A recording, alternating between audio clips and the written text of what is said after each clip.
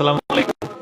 একটা জিনিস আপনারা গভীরভাবে খেয়াল করলে দেখতে পাবেন যে আজানের আগে, আজানের পরে অনেক সময় বিদ্যুৎ বন্ধ হয়ে যায়। এটা কেন?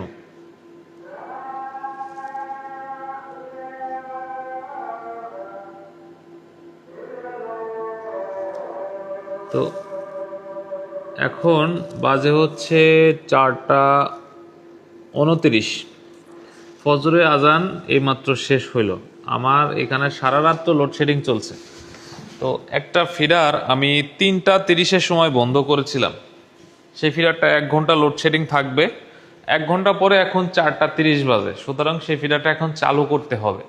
তো এই ফিডারটা চালু করতে হইলে, এই যে এই ফিডারটা আমি লোডশেডিংয়ে দিয়েছিলাম, এই ফিডারটা এখন চালু করতে হইলে আমাকে একটা ফিডার এখন বন্ধ করতে হবে।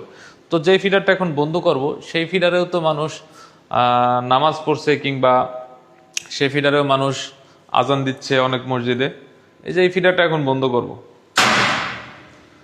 তো এখন এই এই ফিডারের এলাকায় যতগুলো এলাকা আছে, ততগুলো এলাকায় অনেক এলাকায় দেখা যাচ্ছে আজান শেষ হয়েছে, অনেক এলাকায় দেখা যাচ্ছে আজান শুরু হয়েছে। তো এই এলাকায় কারেন্ট কিন্তু বন্ধ হয়ে গেছে। এখন এটা বন্ধ করার পরে এখানে যেটা বন্ধ ছিল, এই ফিডারটা বন্ধ ছিল, তো এইটা এখন চালু করব।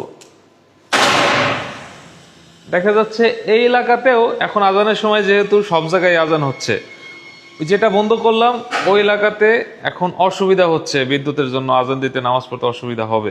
আর যেটা আমি চালু করলাম এটাতে সুবিধা হবে। তো এইখানে মানে লোডশেডিং থাকলে কিংবা বিদ্যুতের কোনো সমস্যা থাকলে এই যে নামাজের আগে পরে এবং বিদ্যুৎ বন্ধ হয়ে যায়, এটার কারণটা এরকমই হয় যে আপনার এলাকায় বন্ধ করে অন্য এলাকায় দেওয়া হয়েছে।